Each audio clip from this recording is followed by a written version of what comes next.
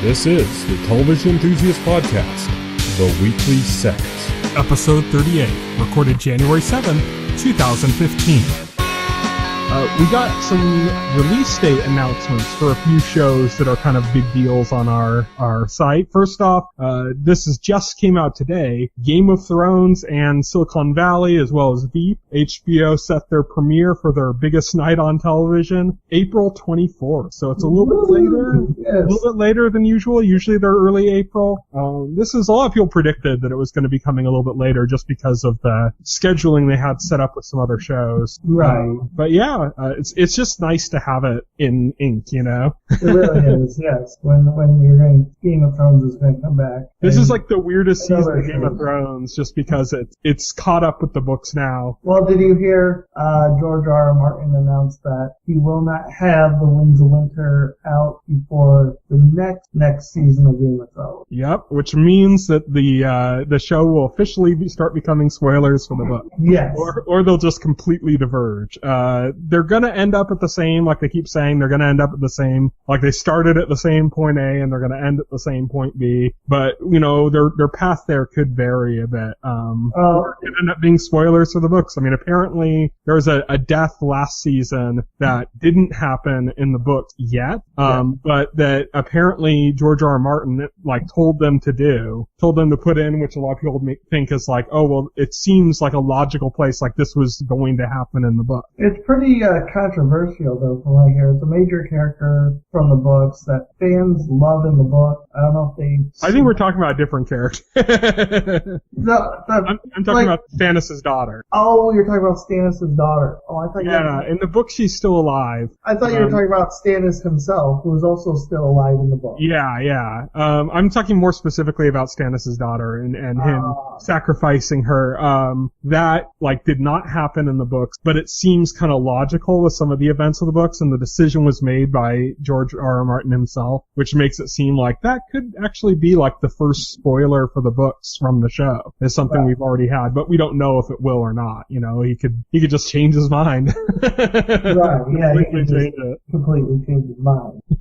Or maybe he was doing a litmus test. Maybe he's like, I'll put on the show and see how fans react to me killing a little girl, and then go from there. Next up, I heard people say, Stannis did that. Book Stannis would never do that. Yeah, we'll have to see. Daredevil season 2 is coming March 18th. That was just sooner than I expected, which is nice. Yeah. So releasing it at the same time as Batman Superman. Yeah, apparently, right around there. So honestly, it's hilarious to me because at one point Batman v Superman and Civil War were slated to release on the same day, and both Marvel and DC kind of glared at each other and refused to back off. Yeah. So I guess Marvel decided they had enough and they need to shove it to DC some more time. Right. It's funny because I've seen a lot of people talk about the two shows running, airing around the same day and saying no offense to Daredevil, but Batman versus Superman is just the bigger deal. And it's like, well, yes, it's a bigger deal, but Daredevil's probably going to be the better content. As far as, The two things don't even conflict with each other. One's a movie that you go to theater and see, and the other is going to be available 24/7 in your home to watch at your leisure. And hey, if Batman vs Superman ends up being really good, it could actually boost numbers for Daredevil, because I know what's probably going to happen. I might go on opening night. I don't go opening nights as much, but I might for Batman vs Superman. And if I do, I'm probably going to come home a little amped just because I've been out with some friends and, watching me. And then I'll immediately go home all amped and start binging Daredevil. Right, exactly. exactly. So it might get people kind of amped up and wanting to get kind of more superhero fix, and then they go, oh, I have a whole season of Daredevil. So I don't see it as really a conflict. It's Netflix's model is so different. I mean, I agree. It's not a conflict. I think there's just a tendency because there's so much crossover audience between the two of them for everyone to kind of freak out right now. Yeah. Well, I think that's intentional. I think Marvel and DC love playing little games with each other like this. But I think in the end, it's beneficial to both. I think that DC is probably doing better now, and they have ideas now that they're working towards that actually have fans more excited than they've been for DC besides Batman in a long time. And I think that they would have never done that if it wasn't for the MCU. At the same time, I don't think the MCU would have kicked off if we didn't get the kind of like huge splash that like the Batman movies were making, you know, and really legitimizing comic book movies. Even if you go back to the Tim Burton Batman movie, you know, really legitimizing the idea of like a good comic book movie. You know, and you know, Marvel played a part too, as well as, you know, their partners like Fox with X-Men. But you gotta see like they're feeding off of each other, and the hype and everything booming up for, you know, superhero stuff is just feeding into that. I mean, I don't think people are going, I'm not gonna watch Daredevil because I really like Arrow. You're getting people that go like, I really like Arrow, so I'm gonna watch Daredevil too. Right. You know? Yeah, absolutely. I think there's also, it does kind of press competition in various Marvel versus DC debates, but I realize those are inevitable. But that's kind of good too. It keeps them in the conversation, which is good. Right.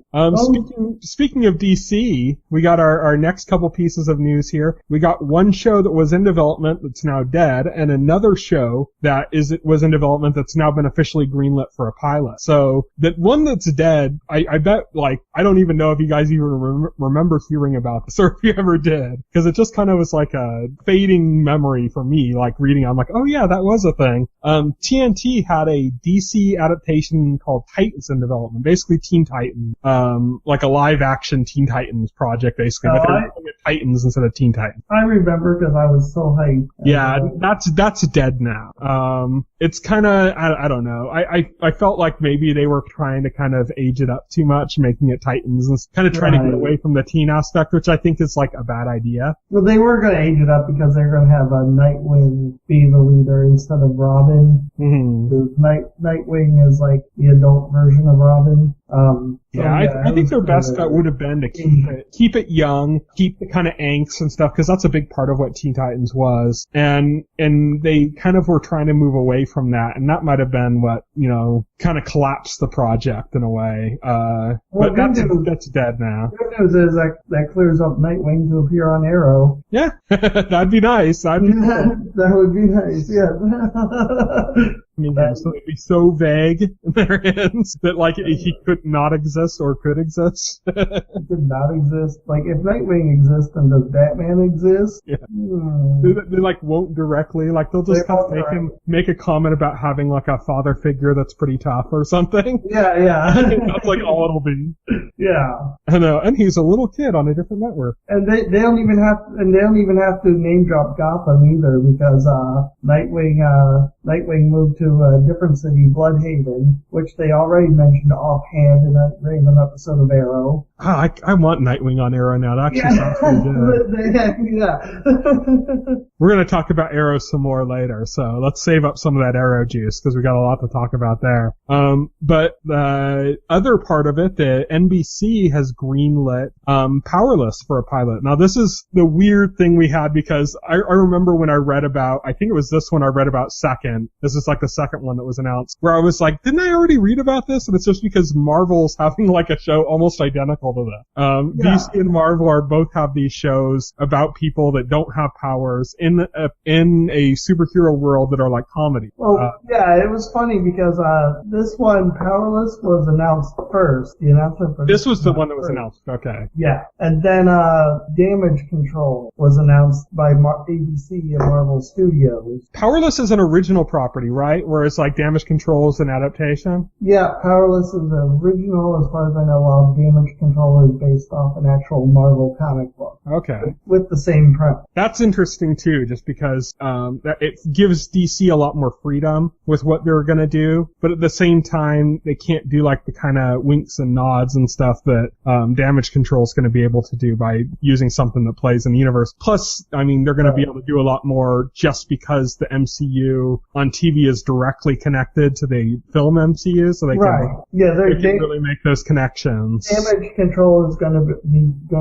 connected to an already established, pretty wide-reaching universe, whereas Powerless is going to be its own thing. It's not Stephen Amell cameo. Yeah, I tell you, that's going to happen. Stephen Amell is going to make it. He's probably already on the phone with his agent. He'll cameo, but besides that, I think what he's going to end up doing is they're going to treat it as something very different. They're going to treat it not so much as this connected thing. Like, they'll make little references just because Stephen Amell's probably begging for a cameo already. But besides that, you know what they're going to do is they're going to make it more just like the idea of how popular superheroes are now and making a comedy around that. Right. It seems like they're going to do. So they're going to be meta. They're going to be the show that comments on all the other superheroes. Yeah, I think so. Yeah, they're going to be doing. They're going to be commenting, I think, more on the craze, the fandom of it and stuff. Really interesting to me. I think if it's insightful, then it could be really interesting. Like insightful as well as funny. Yeah, it'll be two very different approaches on a premise that sounds almost identical on paper, which is what's going to be kind of cool about it. Of course, we're just reading into this. For all we know, the Marvel one could be like not connected at all, and the DC one could be completely connected to the Arrowverse, you know? So it could be completely backwards, or they could both be the same on it. But it seems more, if you look at the kind of the directions both companies have taken with these similar projects. The DC one will be in universe with Gotham. Oh God. No.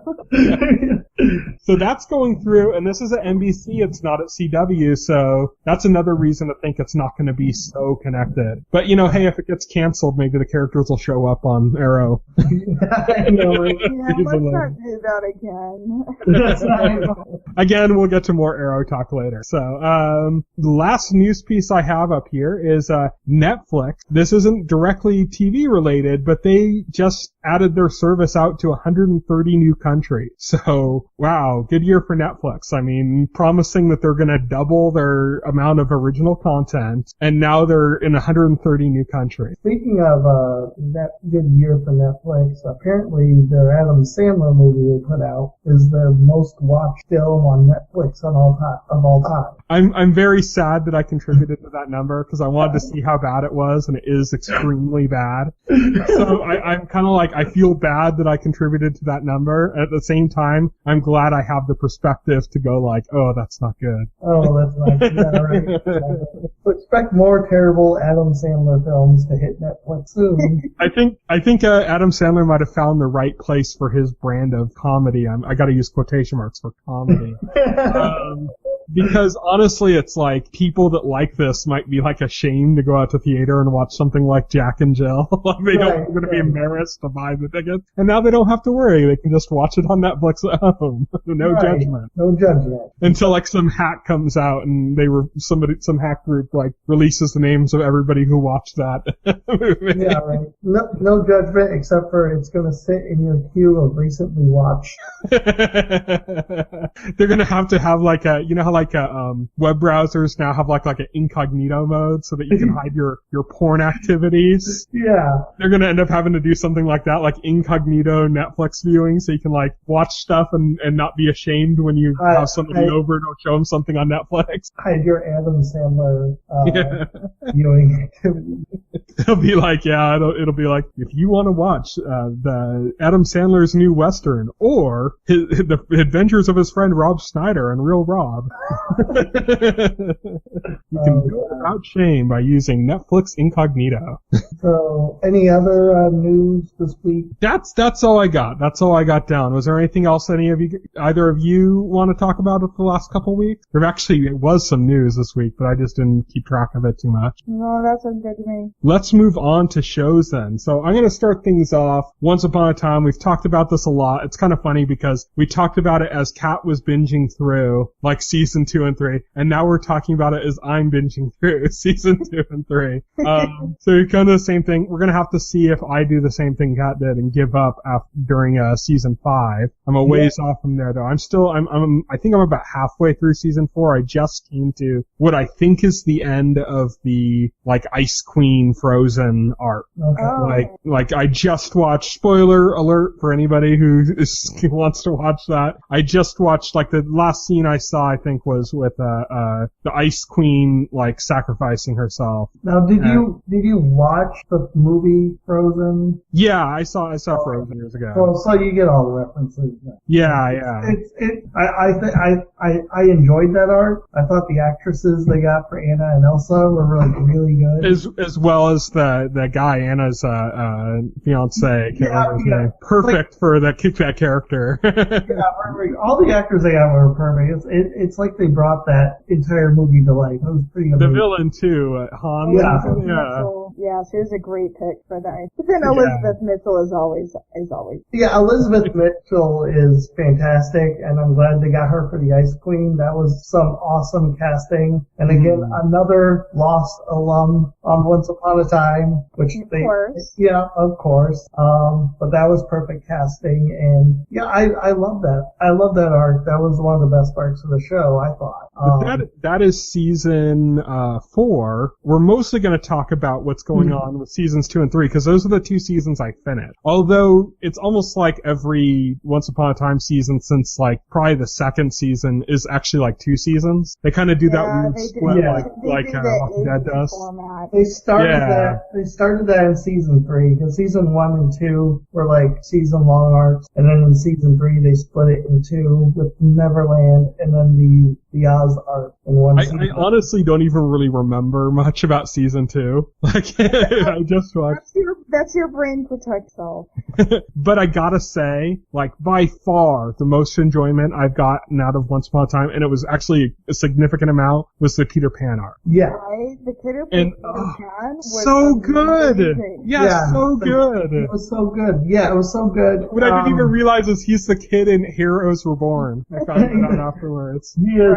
Oh yeah, when I saw the trailer for Heroes Reborn, I kept thinking, I recognize that kid from somewhere. I recognize that kid. And I'm like, oh god, Peter Pan. The funniest thing about it, though, is there's a point, spoilers again, where Pan and God, I can't even think of the little boy's name. Pan and bad actor kid Henry change bodies, and I was saying like this is a real show of acting talent, because like immediately when you see Pan, the actor who plays Pan portraying Henry in Pan's body, you immediately buy it. He does a better job playing Henry than Henry. Yeah, like you're like, okay, like this is Henry. I get it. I get the kind of pluck in the writing. I get it. It makes total sense. It worked. Like I don't feel any dread from him anymore like I did before when he was Pan. And then when it cut back to like Henry being Pan, it was like, this is really bad.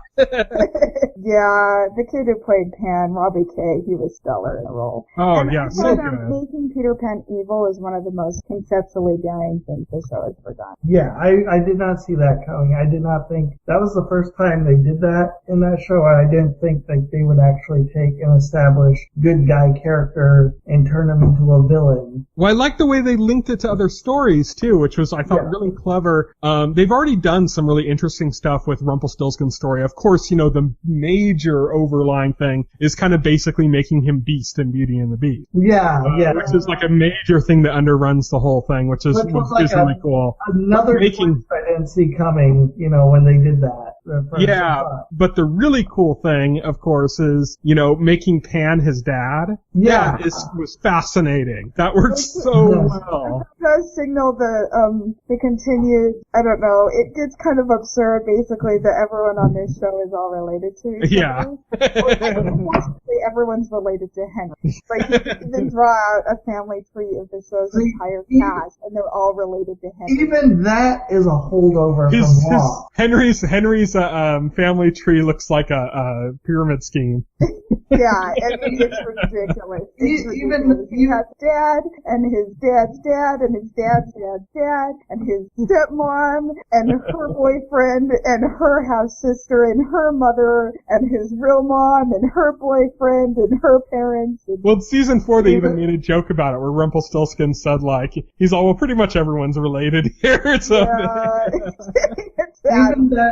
even that is a holdover from Lost, though, where it came down to it, like, pretty much everybody on Lost was related.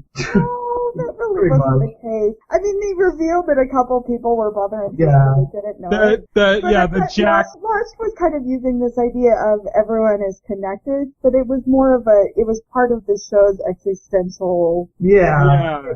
Seeing like characters that were connected to different characters through a different character. Seeing like, how, Locke's dad was connected to like Sawyer or something. Yeah, exactly. And really I say cool. this with all affection to Star Wars, but Once Upon a Time felt a little bit more like Star Wars. Like, hey, wouldn't it be cool if it turns out that Luke's dad is Darth Vader, and then Leia turns out to be his sister, and then all the clones turn out to be Boba Fett, and and on, and that everyone's all connected. To Star Wars. Okay, stop. In defense of Star Wars is primarily about the Skywalker family. And I call him Boba Fett because I like to imagine him as a delicious drink. At the same time, it's very clear that George Lucas was making this up as it goes, and it does kind of hurt the original show. Again, I say this as someone who loves Star Wars, so I'm not like trying to... Yeah. But Star Wars is a melodrama. It's got this kind of cheesy elements. Once Upon a Time also is. Like, I've mentioned to you guys before, I don't know how much I've mentioned on the podcast, but I mentioned it to you guys for sure, definitely, between points, where one of the things that really has bothered me about Once Upon a Time is the kind of like weird morality on certain like issues, like adoption. Like they make it look like somebody who adopts kids is like evil or something, and I'm like, what? Once Upon a Time has trippy morality, like it's kind of disturbing, and then you're like, why am I analyzing this too much? This is a silly fairy tale show, but at the same time, it's like, wow, that's really disturbing. I don't know. I think it bothers me because it bothers me that the writers have so little self-awareness as to how terrible they're selling this, and it bothers me to think that there are people who are going to watch this and subconsciously absorb their morality lessons as correct. Like, it's a really troubling presentation. Well, what frustrates me about the show and its morality is that it's all black and white, but they keep flirting with the idea, they keep giving lip service to the idea that there is no black one, there's like shades of gray. There's, like they keep saying, well, not everybody's completely good or evil. But then that never happens. Yeah.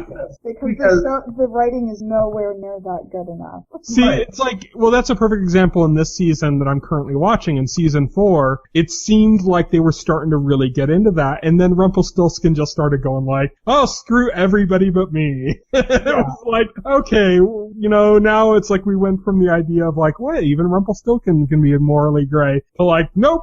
He's just for himself. I really love the idea of like these characters, for the most part, believing in completely binary morality in a world where there's just villains and heroes, and then kind of like being awakened to the reality that there really is no such thing as heroes and villains. There's just people. When you say that, it sounds better than it actually comes across on the show, though. Yeah, it does. And I'm like, and that's what I wanted, like, the writers to do, and then they just don't do it. Yeah. Like they kind of say they're going to do it, and then they don't do it. I think the best place they did that was with the Peter Pan arc, where they gave Rumpelstiltskin like real humanity, like a lot of real humanity that wasn't just forced like, oh, because he loves this girl. Like, no, they gave like real reasoning for it, Right.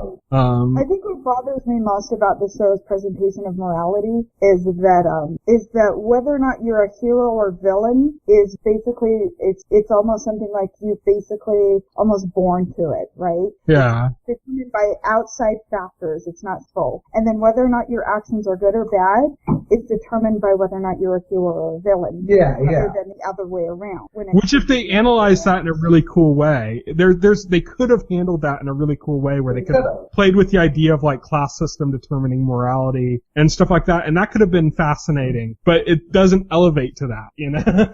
It's not like you said. It's not self-aware. They could have taken that whole concept of nature versus nurture and like really just played with that, and they don't. Yeah, that's the thing about Once Upon a Time. It's like you'll get hooked in on something and then like just broadly disappointed. Oh, by the way, yep, absolutely. That's a great way of putting it. Oh, by the way, one of the worst parts of the finale of season 5 is they take the Rumpelstiltskin storyline and they totally take a giant crap all over it. Oh my gosh, yes. Yeah. That's unfortunate. Yeah. Just so that they can have everything revert back to the status quo. Because Robert Carlyle is probably the best actor on that show. Yeah. It was just really disappointing what they did with that because like it's a little hard to get used to his like cackling fairy tale land version of his character. But once you do and like you're like, okay, Robert Carlyle, he's been in a lot of stuff. He's always been an amazing actor. He's the best talent they have to their name as far as a little bit too good for this show. Yeah. because all the character development, all the stuff that Rumpelstiltskin's character was building up towards is completely ruined by the end of the season. Just walk back everything they tried to do. Yeah. In more ways than one, because that's what the show does.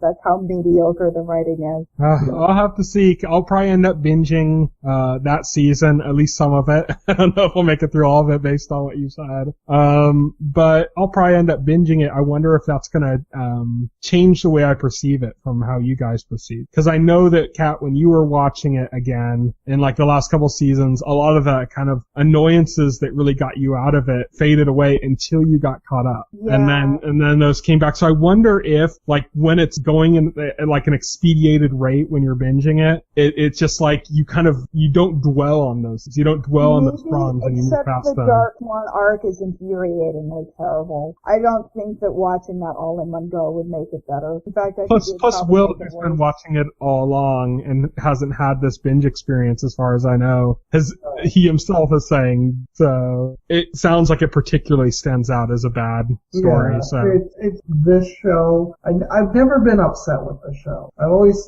thought, okay, that was dumb, or that's spooky, or or that's silly. Why'd that happen? It's the ADD effect. You're like, that's kind of dumb. Ooh, another reference to Star Wars. Yeah, another reference. But this made me angry. This is like, why? Why is this so awful? Basically, the show is now figuring out how to undo death because it didn't have enough cheap gimmicks. Right. This is like, okay, at the end, I mean, this whole storyline was terrible, fine, but at the end of it with, Emma has to kill Hook, and it's such a dramatic scene. It's probably one of the best scenes in the episode, the way they play it,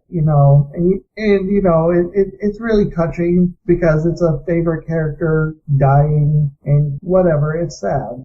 And then right after, like, not even 10 minutes pass before they walk it back by saying, I'm gonna go to the underworld and save Hook. Like, what? They should have Hook come back, but in Peter Pan's body. Yeah.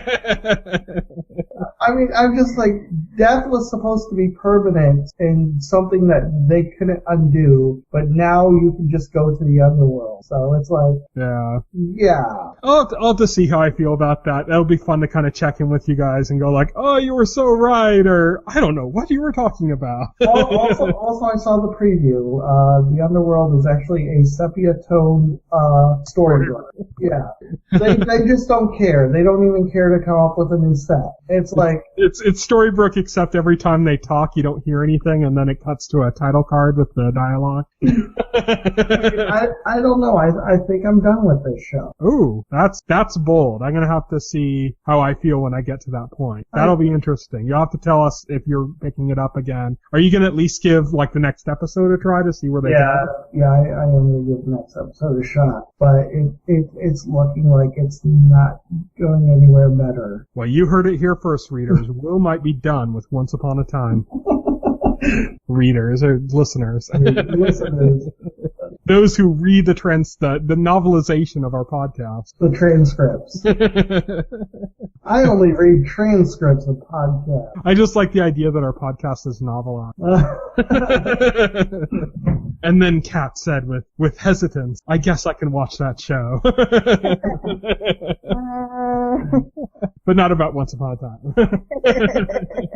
So next up, let's talk about The Expanse. Now, this show, the first thing that really got on my radar, besides just seeing some of the cast that's involved in it, which is, it's a pretty big ensemble cast, and there's lots of kind of people that end up popping up, some for comically short roles from what it was kind of put out to be, like Jonathan Banks' character, which is, I was like, oh, Jonathan Banks is in this. This is gonna be interesting, and his role is just microscopic in the show. But besides that, what really caught my attention is the way they were distributing it, which is similar to the way Sci-Fi's sister network USA did with the first episode of Mr. Robot, where they released it ahead of time to kind of generate buzz and stuff. And what's exciting about it whenever a network does something like that is it shows they have confidence in the project, that they're not just trying to kind of swindle you. They're like, okay, this is something that's we need to get people talking about it, so we're going to put this out. And networks aren't going to do that if they don't think people are going to talk positively about it. So this is very hard sci-fi, like crazy hard sci-fi compared to what we've had on for a while. Yeah, this is hard sci-fi. This is actually a pretty good show. Yeah.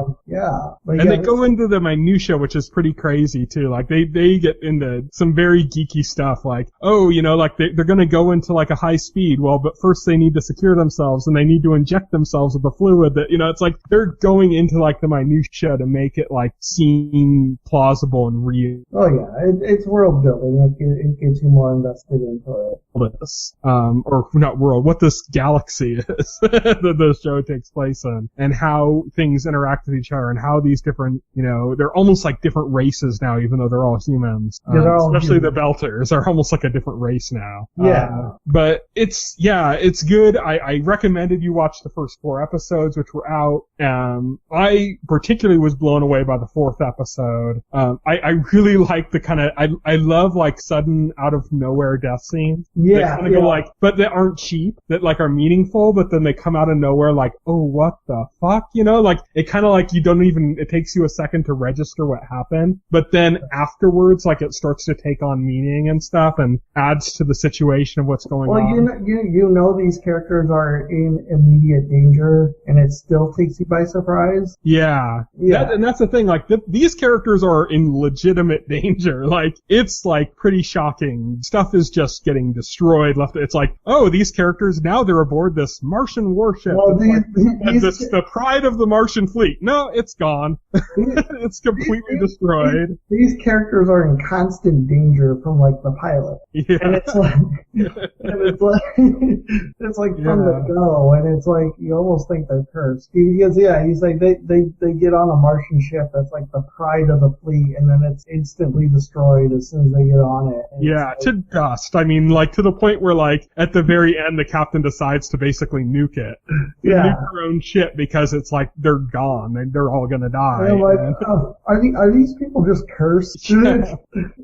But man, like that death scene in the 4th episode, it just kind of took my breath away. It came out of nowhere. I was like, what? Yeah, it did too. That guy. And then like the kind of the meaning to it, like the sudden danger that his death caused, like the kind of what it actually meant, like how he died, what that meant, and how they were all there and the situation they were in, and the immediate like quick thinking they had to do to kind of try to save themselves, and all of it was just so good. And how it comes together, because basically the story is there are 3 factions. There's Earth, there's Mars, and then there's the asteroid belt, or known as the Belt. The Belters, the people there. The Belters, which basically they're like Cajuns. They're like the low class like people that everybody abuses. Well, they're basically they're like the Chinese railroad workers, like in the Old West, basically. Yeah, exactly. They're just workers. Their job is to provide resources, for for, Earth and Mars, basically. They're treated really in a subhumane way. Yeah. And they're constantly been in space, so they're like sick and they can't handle gravity.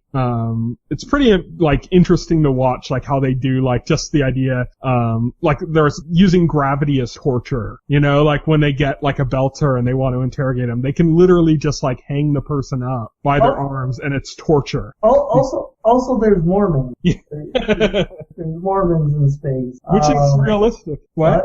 This show deals with religion? Yeah. It kind of indirectly. Like they're not really going into spiritual beliefs, but it's like in a realistic way. Like of course there's going to be Mormons in space, just like there are Christians, and of course there's going to be kind of religious strife between different people, but it's never like overplayed. Well, there's like It's not like religion in Battlestar or something where it's dude. No, I actually appreciate it when sci-fi shows tackle religion. Like I think I really enjoyed the way both BSG and DS9 tackled religion. So this is less direct than those. Well, there was a scene in the 4th episode that seemed to be like the Mormons were gonna play like some kind of big role in this, because they had the one scene with that one guy, the pilot, and he was talking to one of the Mormon elders who was like telling him that they were thinking about replacing him, and they were talking about like some kind of plan, and I don't know. Yeah, it's played less directly though than say like the struggle between the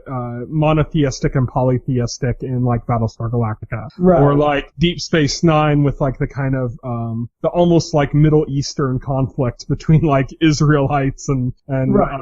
Muslims, that they had between like the right. I can't even think of the races. I want to say Kardashians. Well, yeah, because like. Well, no, what I enjoyed about it on DS9 was that, like, among other things, they never tried to definitively say one way or the other, whether or not the gods that were worshipped by the Bazorans were gods or aliens, because they qualified as both. Right. Yeah. Well, yeah, but like on this show, the Mormons are like the only mention of religion. All the other factions are non-religious. Nobody. But the way they've shown the Mormons so far implies that it's kind of a fringe religion, which is kind of what Mormonism is like here, where it's like it's much smaller than say like Catholicism or Christianity in sheer numbers, but it's not like, they don't explicitly go into it like really deeply into the philosophy, but it feels very naturalistic. There's no indication that like anybody else is religious in any way. Which is kind of like just modern, people are like that modern, now, like right. People don't really talk about religion that much unless they're from like a lesser kind of, I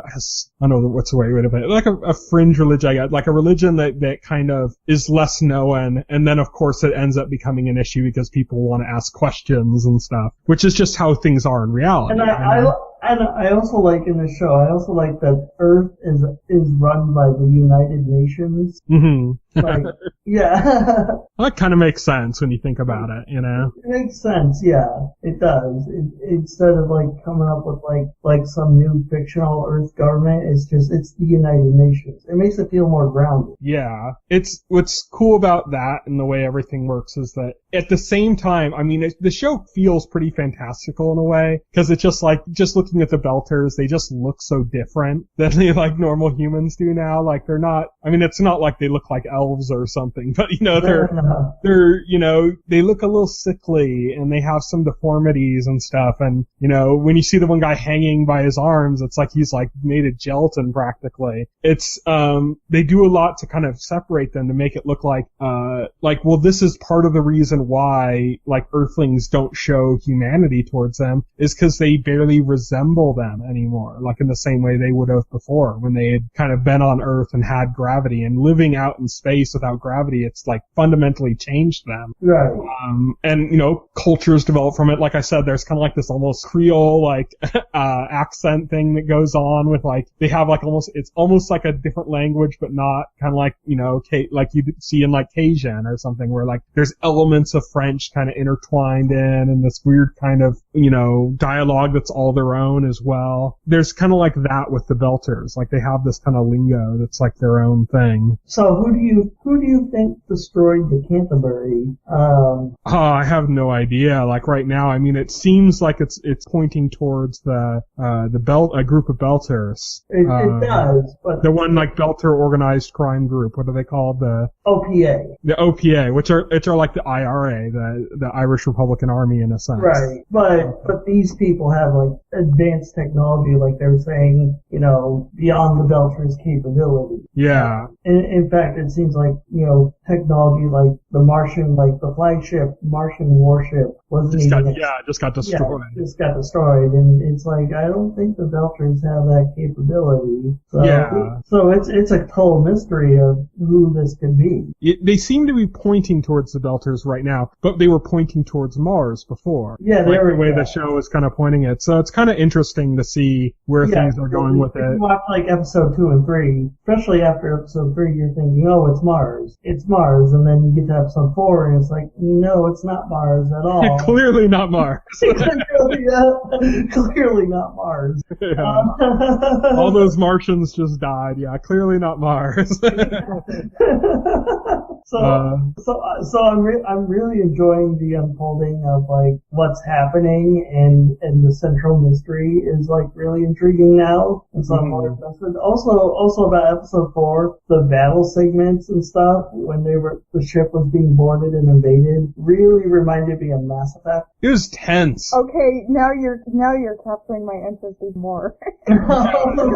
This is like all the hard science stuff already interests me, but Mass Effect, I'm sold. Oh yeah, you should check this out definitely. I know the first 4 episodes are on Sci-Fi's website, and you don't need authentication or anything to watch. Great. So at least the first 4 you can check out like for free right now. I think episode 5 too. Episode 5 was up there, and it did seem like you needed any authentication for that. Episode 6 hasn't aired yet. That will air January 12th, so you can go on Sci-Fi and watch the first 5 episodes and get caught up. And episode 4, which is the last one you saw, just introduced another kind of, one of those, there's tons of actors on the show that kind of show up in small roles where it's like, oh, it's that person, like, yeah. One of the, like, main people on Earth was, like, from probably the best season of 24. She was, like, one of the villains in the best season of 24. And now. Oh, yeah, I remember. Yeah, and now, like, they just showed in the 4th episode, like, your first glimpse, you're like, oh, it's, what's his name from The Walking Dead, It's. Yeah, it was Tyrese. I was like, oh, it's Tyrese. Yeah.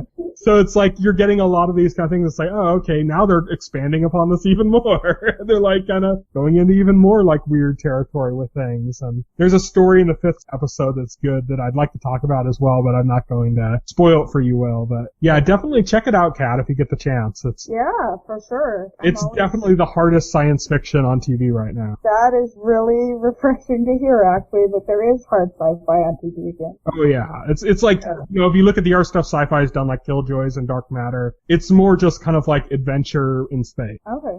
But The Expanse is hard sci-fi. Yeah, like Killjoys and Dark Matter was just kind of like, I don't know, I kind of shrugged at both of them. They were fine, but no, they didn't. They're fun, but they're not meaningful. They're empty carbs or empty calories. Yeah, I guess I want sci-fi more in the arena of Star Trek. Or I would say that this is definitely more in the arena of Battlestar Galactica or Star Trek. Okay, I'm glad to hear that. Yeah, it's like Battlestar Galactica with a little bit of that kind of science edge that you'd expect more from like a Star Trek. Sure.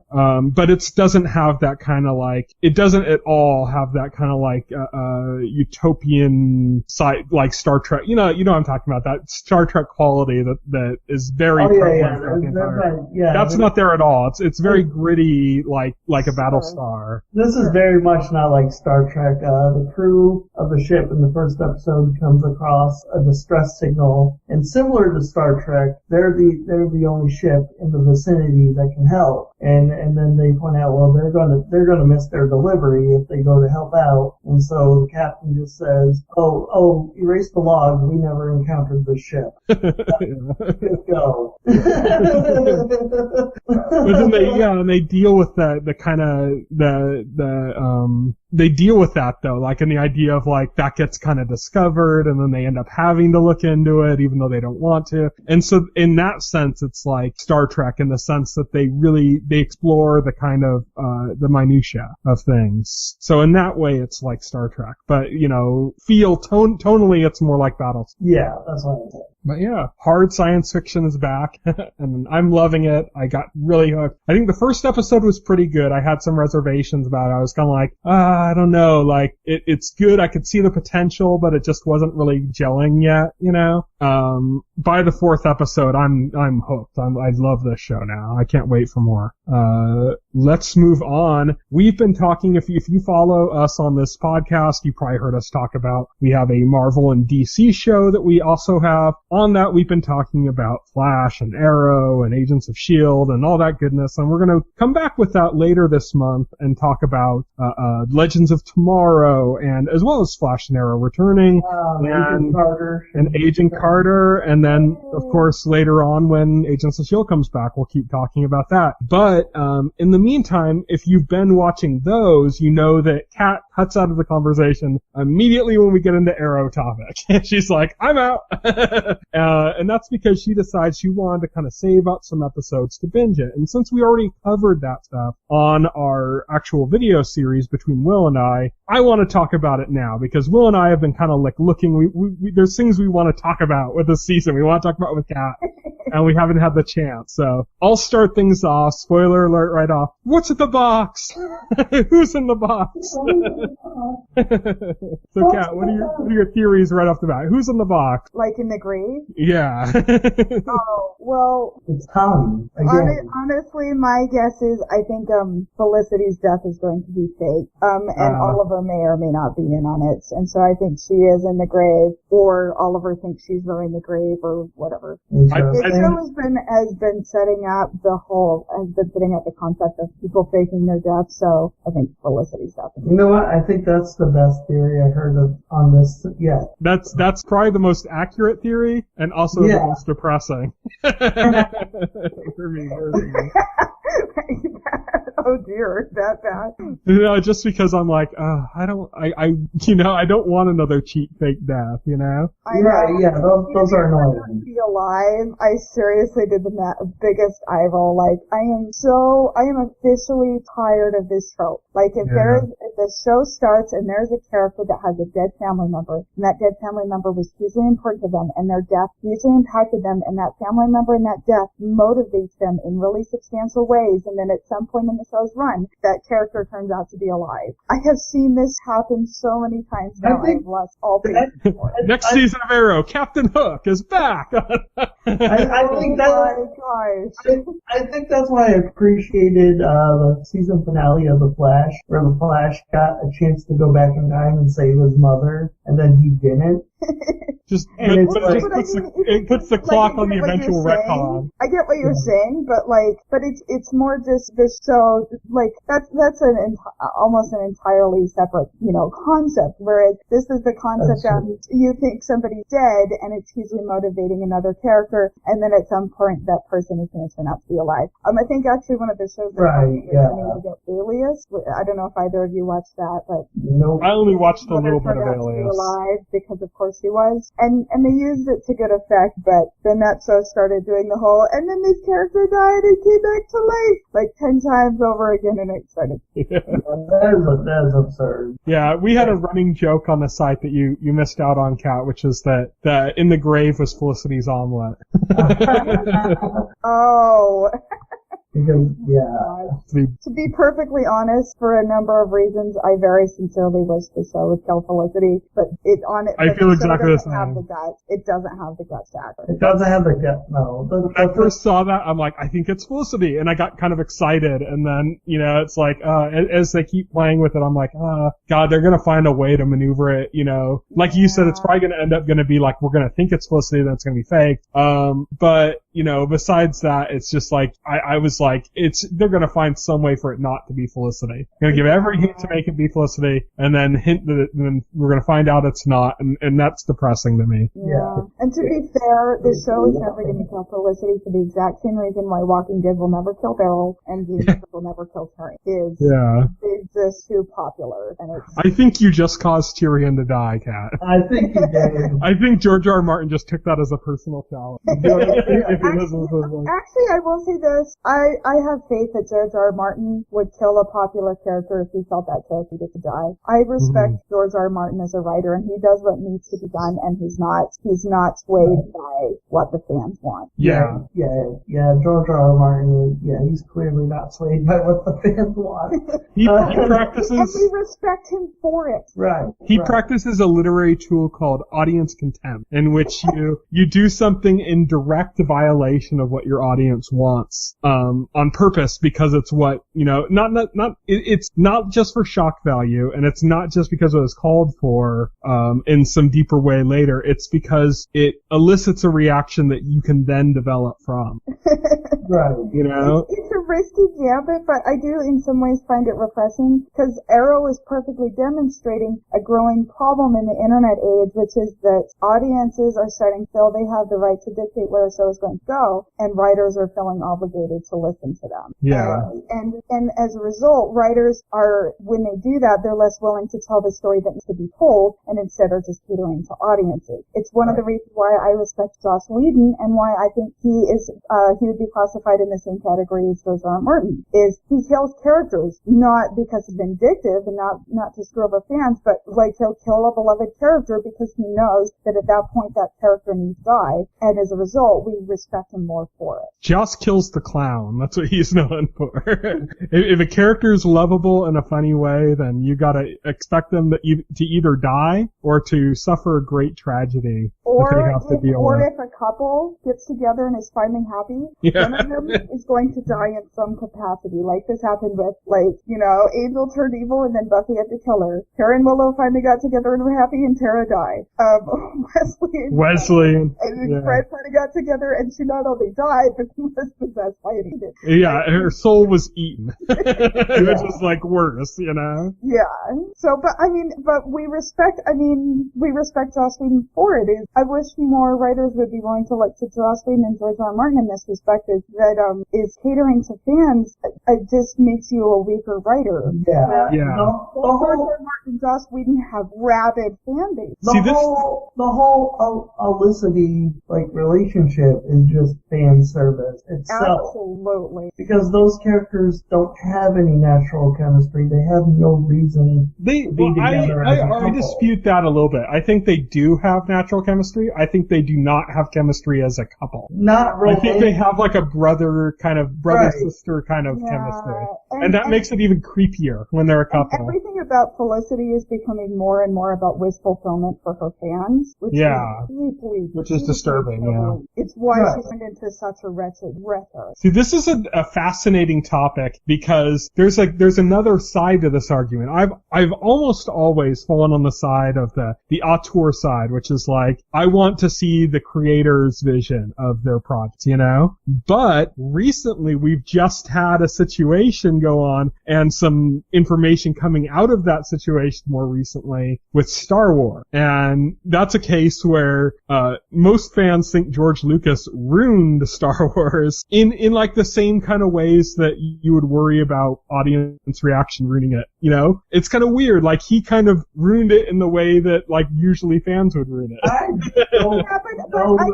gonna disagree with that. Yeah. Because the solution to that isn't to hand it over to fans. The solution to that is to hand it over to other artists. Oh, I agree. But it's just the interesting.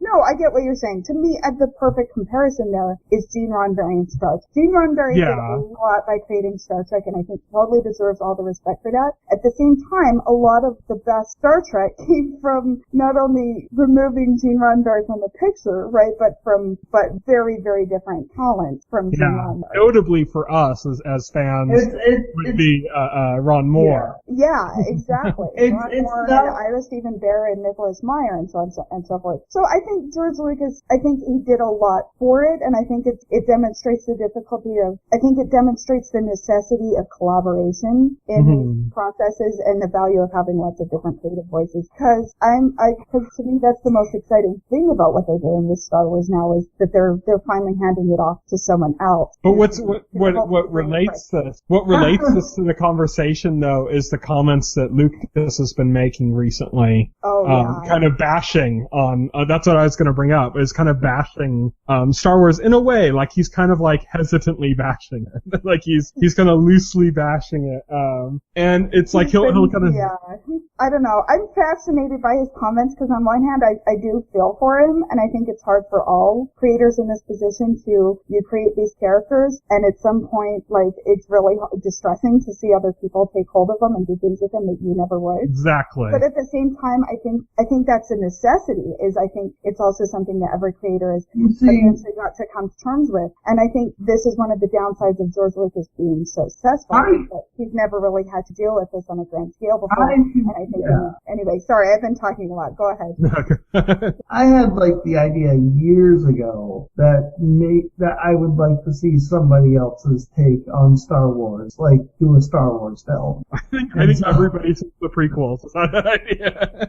I thought it'd be really interesting if somebody else besides George Lucas made a Star Wars film, and now it's happened, and it was really interesting. And now we're seeing an interesting diversification of that franchise, because we got the episode 7 that so many fans were just so desperately waiting for. We're also getting these new spin-off ones and stuff that are kind of taking these different tonal approaches to it. So it's going to be interesting to watch, and see how fan favor carry. If fans are going to kind of burn out on it a little bit, because it's almost like it's become like the way certain video game franchises are, like where they're annualized. Yeah, where it's like, okay, we get a new one every year. I'm really worried now about Disney like just running this into the ground as hard as they can. I think it depends on how they do it, because I think if they can emulate the MCU really well, they might be able to. Because the MCU has succeeded because you put like Avengers up against like Agent Carter, up against like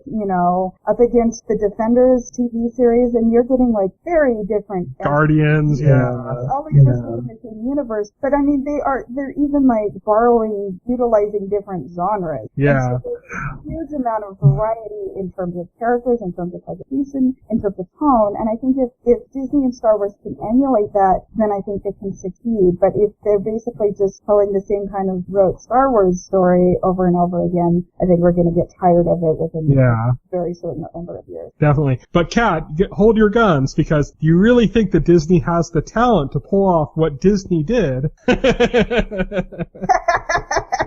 Well, that's the thing is, I mean, really, I think what's made the MCU succeed is that they have one person at the head with who's creating that unifying vision, and that's Kevin Feige. Yeah, you also have to give credit to Disney as a company for letting that happen, because that's a lot of power to give to a single producer. Sure, and I'm really glad they did, and I'm really glad they've given them the creative freedom that they have, because I really think, because I know I've read articles saying concern that the DC Cinematic Universe isn't going to be able to feed the way the MCU has because it doesn't have a Kevin Feige equivalent. Like, I'm sure there are qualms to be made with him, but at the same time, Kevin Feige has done extraordinary things. You know who is the obvious choice for the DC Universe? Kevin Feige. And it's not necessarily a great choice, like it'd be a controversial one, but it's just the obvious choice, and I'm surprised they haven't really put their focus on that, is David S. Goyer. Oh, I thought you were going to say Geoff Johns. No. I would say Christopher Nolan or Zack Snyder. I agree, David. I see Fox trying to do something similar with Simon Kinberg. Like, he has his fingers in Fantastic Four and X-Men, and I think he is looking to and they're definitely wanting to serve more role. He's not David Goyer. He is terrible. David Goyer's hit or miss. There's things I like from him and things I don't like from him, often in the same thing. Like, it's like, ooh, this is really That's the thing, but he's been so deeply involved in, like, you know, he was deeply involved. He wrote the original concepts for, you know, Man of Steel. He was also deeply involved in the Dark Knight trilogy with the writing on that. He's been involved in comic book properties for much longer than that, even going back to like Blade, you know. So he just seems like I said, it's not necessarily the best choice or the one that fans will all like, but it just seems like the obvious choice. It's kind of surprising that they didn't comment on that. I would pick Geoff Johns because he is a much better pick, just because he comes from the comic side. He is involved in some capacity in the creative side of it, at least what they're doing like on TV, I guess, because he was involved with that Titans. Yeah, he's been involved with both Flash and Arrow. And he's been involved with Flash and Arrow. I mean, you know who I'd pick? Who? I'd pick the two guys. I think I can't think of their names. Oh God, I'm gonna butcher these names, but is it Bruce Timm and the guys that did like the Justice League animated series? Yeah, no, you got it right, Bruce Timm. And who's the other guy? It's two guys that they've worked together on a bunch of stuff. Oh, I know. Oh my God, I can't think of the other guy now. I hate myself. They would be like a great pick, but you know that's a problem with that is that they're the DC animated series guys, so they're not going to get the same respect to do something like that, you know, which is unfortunate because they're the writers and they did great job of unifying this universe in an animated way, and they could probably do it really well in a live action way as well. Yeah, that would be. I don't know. I'm interested to see what DC does, and I understand why they're hesitant to just mimic the Marvel formula because they want to carve their own niche. But at the same time, I worry that like by segregating themselves off from the cinematic and the television universes, and then basically telling a bunch of origin stories, that they're going to be running into all the pitfalls that Marvel has intentionally been avoiding. Yeah, definitely. I see that. It's a deep concern. And there also seem to be running towards some of the problems that people have criticized about Avengers 2. People are worried about with Civil War, but after the trailer, I think people are a lot less worried. And that used to be the bane of comic book movies in general, which is overstuffing the movie. Yeah. I think I'm really curious to see how successful Civil War is. I think that's going to be the most interesting test of the industry in regards to comic book movies yet. And I was worried, but after that trailer, it's going to be interesting because I can see it both ways. I think it's really exciting, the concept of adapting this really high concept storyline from the comics and bringing in tons of characters. I think that's really exciting, but at the same time, I do think being overstuffed is a very legitimate concern. I was worried about that, and I still am a little bit, but that trailer alleviated so much of that concern because they made the story deeply personal, and that's exactly what they needed to do. Sure. And I think that's what'll carry it through. Yeah, the trailer looks good. It looks from the trailer, I get the sense that it's focused, it's doing what it needs to do. I don't think having the extra characters in there is going to get in the way of the story.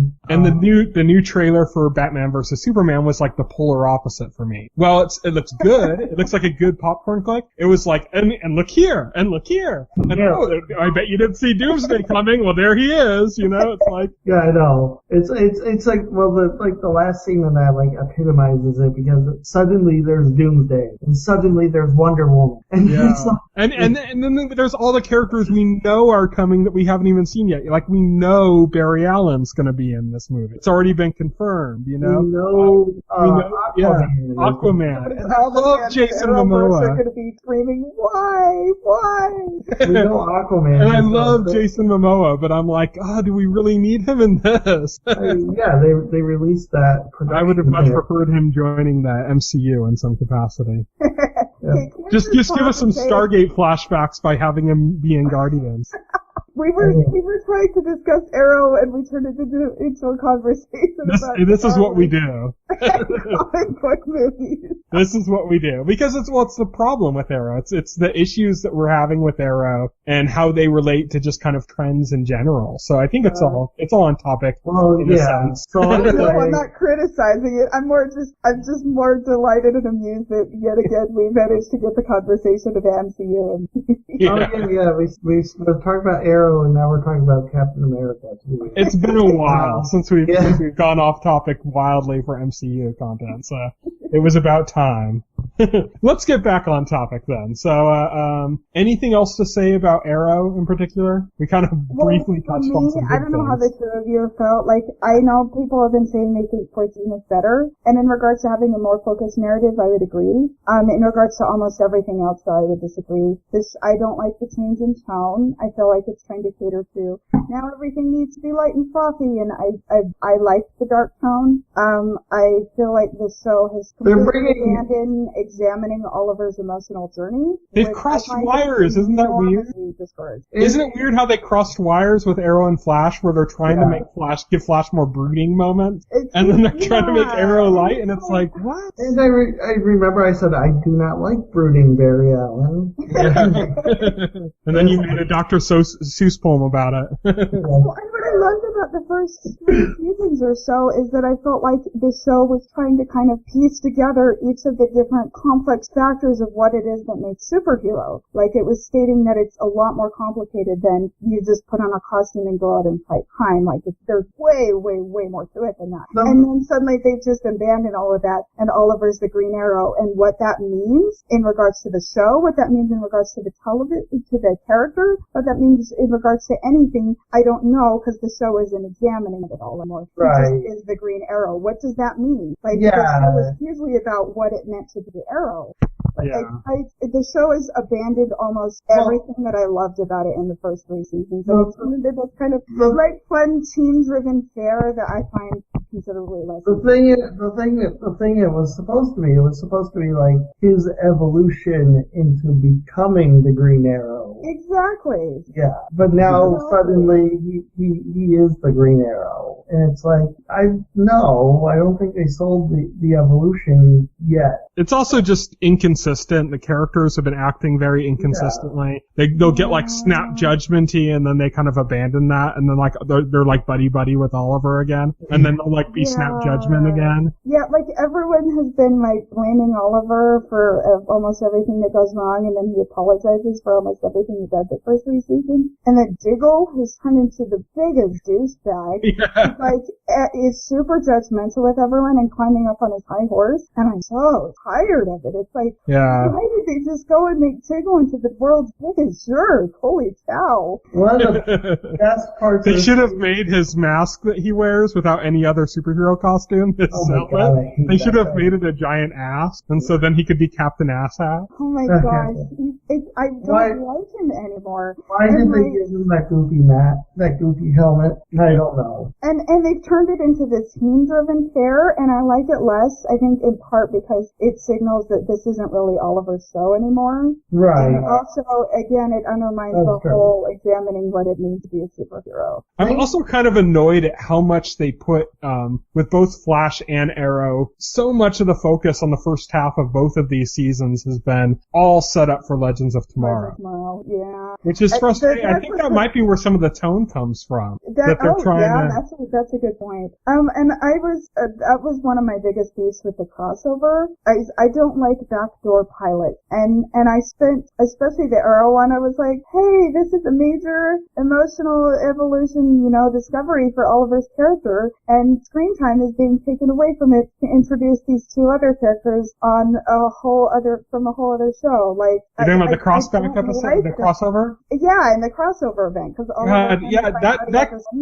that almost killed my interest in Legends of Tomorrow. Yeah, because I was going to watch Legends of Tomorrow anyway. You didn't need to hijack the show I was already watching and taking time away from the characters I already care about for it. It's funny though, because those episodes almost killed my interest for Legends of Tomorrow completely. Because the chemistry between Hawkgirl and Hawkman is non-existent. And in the worst way possible, they're so boring. The story connection to the main villain makes it seem like it's going to be almost all about them, and that just bores the shit out of me. It's like, but then you remember there's going to be better characters on Legends of Tomorrow. That's true. Yeah. Snark's going to be there, so. So troubling how much of the crossover was quote unquote about Hot Girl, and yet she was entirely passive within her own story. Yeah. She was not an all-in agent. Instead, they made it more about like how this was affecting Cisco and this is an issue with all the things that everyone else is doing on her behalf, and it's like she has no personality whatsoever. It's an issue that's going to be in Legends of Tomorrow that we've already seen in Arrow and The Flash, and it's been disturbing in all of them, and we're just seeing the roots of it again. So, things I like about this season of Arrow. The villain, Damien Dark, is a lot of fun. Neil McDonough. Oh yeah, I love Damien Dark. Neil McDonough is a fantastic actor. He's just oozing with charisma. He's a lot like John Barrowman in that way. John Barrowman as the villain, Malcolm Merlin. Again, Neil McDonough is similar in that he just oozes that charisma that makes him like a fun villain to follow. Yeah. So that's a bright spot. I like the idea of Oliver Queen running for mayor. I think that's like a really interesting twist on his character. I like the idea. I don't like the execution. So far, I don't know. The execution is like, it's just a thing that's happening, but I'm hoping that once he gets into the office, they do some interesting things with that. There's not a lot of tension. They should. Yeah. There was also a very, like, off tone. It was funny, and I enjoyed it for that, but it was very off tone for the show. The whole reaction of everybody when he said he was running. It was funny. I was laughing, but I was like, at the same time, I'm like, but this is kind of ruining the tone. The writing, like you said, the writing of characters has been off. Yeah. Maybe they've just spread themselves too thin. And if they suddenly made it a big issue about Oliver keeping secrets in the past, and so now they're following it up with having Diggle keep secrets about his brother, having Laurel keep secrets about going to Mandalore. Laurel, God. Having to not tell anyone about trivial little things like her father following her around, or that Damien Dark's magic doesn't work on her. Hey, let's have everyone harp on Oliver really hard for keeping secrets, while most of the rest of the cast just goes off and keeps their own secrets. And Laurel with the secrets, it's like every season she has to choose a new target to keep things secret from. It's getting absurd, and the double, triple, quadruple standards are difficult, not only difficult to keep track of, but kind of frustrating. And like I said before, it's very inconsistent. Like, you'll have Diggle just being super douchey and on his high horse, and then, like, all of a sudden you'll have a scene where he's being very comforting towards, like, Oliver and kind of like the old Diggle, and it's like, oh, he's kind of understanding and good, and then, like, 2 scenes later, he's back to his douchey high horse. Yeah, Diggle all over the place. When he, the fact that he just absolutely flat out refused to even contemplate the idea that Andy might have had more complicated reasons he couldn't understand yet for everything that had happened. Like, and he wouldn't even hear him out, and he wouldn't even seek him out. It's like, Diggle, you were the worst human being and brother on the planet. My God. I know, right? What about, we already talked about hating Broody Barry. What about Broody, Ray now? Broody reclusive Ray. It's because Oliver's no longer brooding, and so they had to pass on. And you know what? I sincerely kind of want Oliver to go back to being brooding, not necessarily for loving the brooding in and of itself, but because I'd rather have an Oliver Queen that's unfinished and still trying to find himself. Yeah. Because I find that because I'm more invested in. Well, that's the story. Yeah. That's the story you want. Yeah. If you're finished as a character, then what's the point of using him in story? Well, it's also like Ray was probably the best part of last season, and that he was such a stark contrast to Oliver. Well, and making him broody is like, ugh. Well, and Ray was Ray had a ton of, like, Ray was basically a lighter version of Oliver. Like, he had everything Oliver had, but he also was like this really perky, peppy, beefy guy. Yeah, exactly. And so it made their interactions hilarious. You know what? Ray and Felicity had much better chemistry. I still think the ultimate Felicity chemistry was with Barry, and I'm so disappointed that they didn't follow through. I agree. Because that would have been a brilliant way to cross over the stories in that series. And I thought Oliver's best match was easily Sarah. They're perfect equivalents for each other, like emotionally. They're both damaged, Yeah, they both know how to support each other. The show didn't drive any enormous amount of melodrama from the relationship. There felt like a real sense of maturity and support to it. They were a great matchup. Interesting struggle for Laurel's character. It benefited in other ways beyond even just their relationship. Sarah wasn't like needy like Felicity is. And the moment that has officially sold me on Felicity being my most hated character on television was the way she responded to Oliver finding out he had a son. Oh, I seriously wanted to reach to this television and punch her right in the face. Oh, yeah. Her reaction was like... He told her that he was going to tell her when he was ready. She snooped on him anyway. She manipulated Barry into giving her information that he promised not to give. And then right after Oliver found out himself, she slammed him for lying to him, even though he hadn't even processed it yet, and made the whole thing about her. About an event in his life that happened long before she was in his life. Yeah, she made it all about her. He only just found out it himself. Yeah. And then she made the whole thing about her. And worst of all is the writing lets her get away with it. She's a huge hypocrite. Not only does justified, and I'm like, not only does she slams Oliver with it, makes it all about her, and then she completely ends the relationship over it. Yeah. And even though the one good thing she did.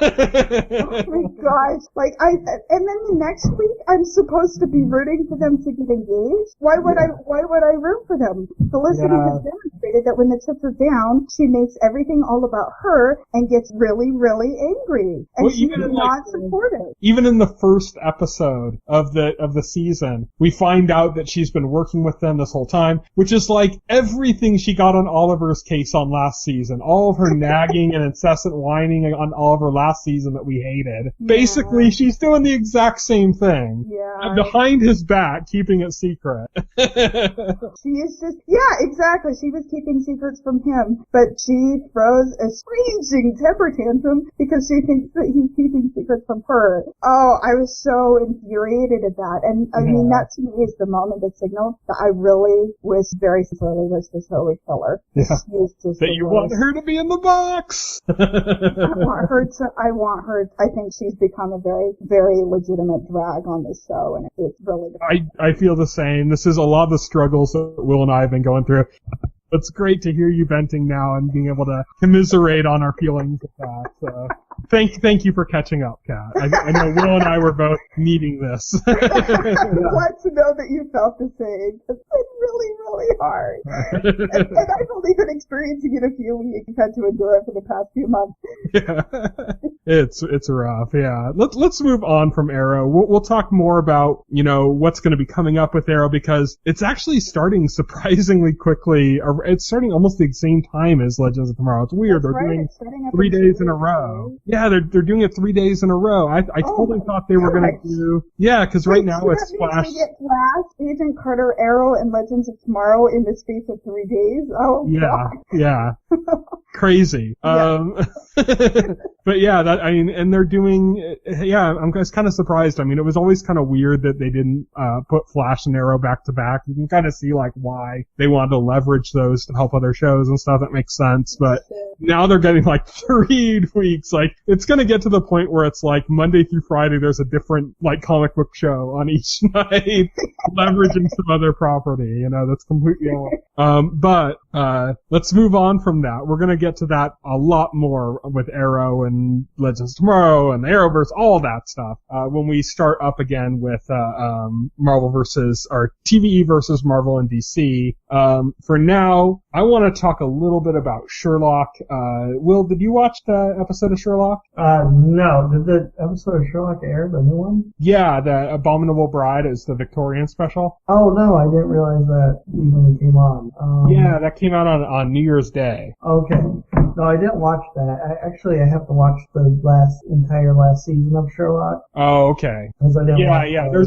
As much as it seems like it's a unrelated thing, there are like these little connections. Like, I don't want to spoil it by saying more than that. So definitely do not think like, oh, well, I can watch this because it's unrelated. Oh, okay. Like, you will get things spoiled for you if you do. Oh, gotcha. Thanks for the heads up. Because I thought this was like a one-off, not really related to the main episodes. Yeah, so it starts that way and then it kind of changes. So that's pretty much all I really wanted to say about it. Say no more. Yeah, that's all I'll pretty much say. It's just interesting that they took this weird kind of structure for it. So we'll talk about that more once Will's seen that. I'll move on from that quickly. On to something that Will's watched that I have not watched, or I told him I was going to try to watch the first episode. I did not get the chance, unfortunately. But right before starting the podcast, I watched like the first segment of the first episode.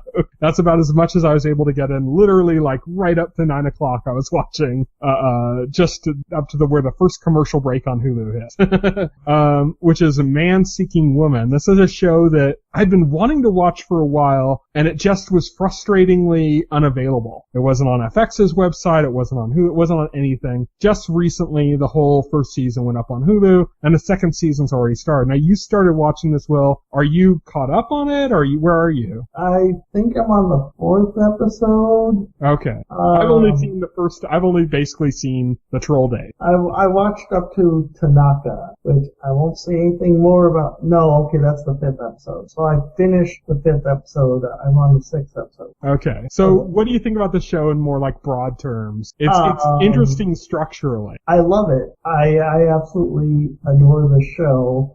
It's not going to be for everybody because it's weird. It's a weird show.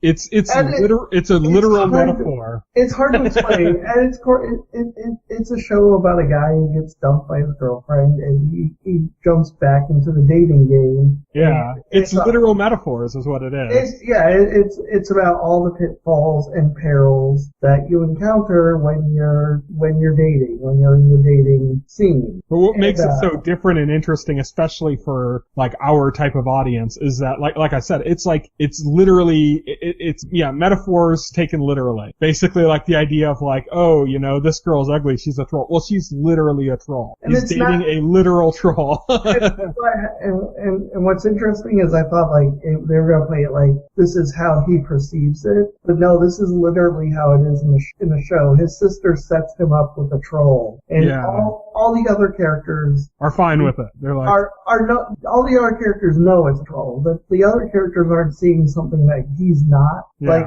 it's not like he has a different perspective. It's that it's a troll. It is, and it's not like she's like a perfectly normal person who just happens to look like a troll. It's like she'll she gets agitated and she starts like biting him, like aggressively dragging him under the table and stuff in the restaurant while he's trying desperately to escape, or he buys her a flower and she eats it. Yeah. Very trollish behavior. Like I said, that's all I've seen. Literally all I've seen. The point I saw it too was when he tried to get into the club and couldn't get in, and then he saw the troll get in. That was like the last scene I saw. Okay, there was like another episode, right, where he's in the club. He has like a friend, and his friend is like Eric Andres. Eric Andres. And his friend is a bit of a ladies' man, and he takes him to the club so that he can meet women, and he can help him do that. And he gets in the club, and the main character is having zero luck, and his friend is getting women left and right, and he asks him, he's like, how you do that? It's like, what? Like, how you do that? And his friend goes, well, it's simple. You just walk up to somebody interesting, you talk to them, buy them a drink, and then you do the hypno eyes. It's like, what? It's like, hypno eyes. That's how you get women to like you. It's like, but he's basically like a Kilgrave rapist. Yeah. He's like, like, what? It's like, oh man, I thought everybody could do the hypno eye. Did it work? Weren't you visited by a wizard when you hit puberty? Oh, no wizard ever visited me. I think that's kind of what I like about the show, is that it's just kind of, and the way it takes like kind of modern conventions like political correctness. Like when he finally gets agitated enough with the troll girl who's like biting him and attacking him, and he's like, get off me, you slimy gross troll, or something, and everyone in the restaurant's like, you know? And it's just like, it's so modern. It's such like a metaphor for, you know, a guy reacting horribly when he's on a date or something that doesn't go, but it's like a literal metaphor. It's like taking that metaphor and making it, that's what's literally happening. Right, yeah, that's literally happening. Oh man, wait till you watch episode 5. That's insane. I'll just say Tanaka. Sounds like there's an anime influence there. Big anime influence there, actually. I'll have to check that out. So. I don't want to spoil it. It's pretty big. And it's pretty outrageous. Yeah, you'll have to check that out. I love the show. It's not going to be for everybody. Its humor is, you know, it's surreal, abstract humor. Mm-hmm. And it's obviously, you're either going to think it's brilliant or you're going to think it's the stupidest thing you ever watched. Yeah. I know my sister wanted to check it out, and she checked it out, and I said, so how is it? And she said, abysmal. Abysmal. Yeah. They're like one way of getting back. So I'll have to watch it and see what I think as it goes on. I definitely do see areas where it can become problematic. Like, right. I can see where it could turn into something rather misogynistic, you know? But I don't think it's going there quite yet. Like, he seems to be kind of rational and not like that. Like, he'll say something that's kind of bad, like, and it's a metaphor for it, but he's instantly, like, regretful, not just for people perceiving him as being that way, but just genuinely regretful about saying that. So I think that's at least good. What's great about this character is he's not some douchebag that you're going to end up hating. He's not some inept douchebag that you end up hating. He is genuinely likable. You want to root for this guy. Mm-hmm. Because he is not an a-hole at all. And that's one of the show's biggest strengths, I think, in the fact that they did manage to make the character so relatable and likable. And which with these kinds of shows, it seems they fail to do. They either make it like the guy is such a loser that he's like completely unrelatable, and you just want to strangle him because he is a complete idiot. Or they could fall into the misogynistic trap, which is what I was initially worried about, which is the idea of like, oh, so she's ugly, so he sees her like a troll, right? And he can say something like that, and it's okay because she's really a troll. But like, not only did everybody else react very badly to him, but the humor wasn't so much on the fact that everybody reacted badly, like to this being this preposterous situation, but he genuinely felt bad himself. Like immediately after saying it, he he knew he was in the wrong. It wasn't an issue of, you know, him like, you know, just trying to save his face in front of everybody else. It's like, he was like, oh, I can't believe I said that. I'm so sorry. Apologized, you know. It's like, and that aspect helps him avoid the misogyny issue, which is the kind of looming, like, worry I've had with series so far. Right. Yeah, exactly. And I don't think misogyny is a big problem with this show at all. It seems like he found a kind of interesting way to bypass that, you know, to get around that. So, to handle that, I guess. So yeah, I'll have to watch more, and I have to watch that, and I have to watch Crazy Ex-Girlfriend too. Yeah, so I can have some conversation with you.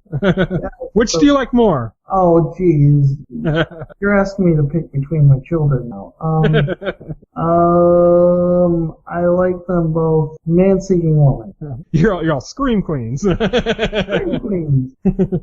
Third child. It's like, yeah, now I feel like I'm starting to watch stuff that you're not watching. We're drifting away, Tyson. And that's what TV is. TV is getting to the point now where people say there's too much TV, but the one thing that's really good about that is that you're going to start going into your niches of what is interesting to you specifically. And things are going to get progressively more niche in the sense that, like, you're going to get shows that appeal directly to your sensibilities. Not like they mildly connect, but like this show is made for you, you know? Right. And that's like a good thing. That's powerful. But at the same time, it means that we're going to drift apart as far as getting the kind of, oh, we can talk about a show as being this one thing that unifies us or that we can both agree on or we both can have this shared enjoyment of, is going to start kind of drifting further away. And I think so far Man Seeking Woman feels like one of those shows that was tailor-made to me and my sensibility.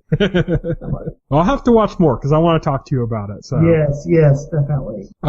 Kat, you still there? Yep. Okay, so getting you back into the conversation now. The last show we're going to be talking about is Doctor Who. We're not actually going to be talking about the show as a whole, but a episode, the Christmas special. Or, you know, if you want to talk a little bit because you didn't get a chance to talk much about the season finale, we can talk about that as well. But we can do the. What did you think of the Christmas special, just kind of in broad strokes? I thought it was fine. I knew going in I probably wouldn't love it very much because I really don't like River Song. She's a polarizing character.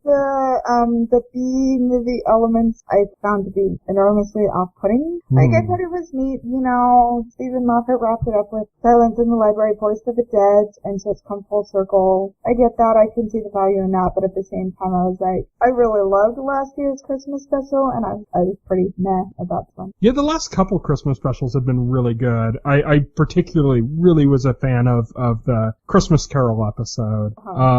This one, yeah, it's not up there with the other ones, but there were things I liked about it. I like River Song more than you do, which, you know, isn't saying much, but I do like her character in some ways, you know, and one of the things I really liked about it with River Song was that, how long it took her to recognize the Doctor. And it's this kind of interesting thing where it's like she's been with this Doctor through various incarnations of the Doctor, you know? And this is one that she hadn't met yet. And so she's like going on and on, talking about Doctor, roping him along in these schemes and has no idea that he's the Doctor. And he keeps like kind of vaguely leaving it open like, I'm the Doctor. And she's like, yes, you're a Doctor, you're a surgeon. And so I kind of like that. Like I thought that was kind of cute. And there was kind of something cool about that you go from this point of him being so deeply depressed by the events of what happened in the season finale. And then him kind of having this little adventure with her, like not knowing it's him and him trying to kind of show her it's him or whatever, like made it kind of cute in this, you know, it was kind of like, it was a way for him to rediscover, you know,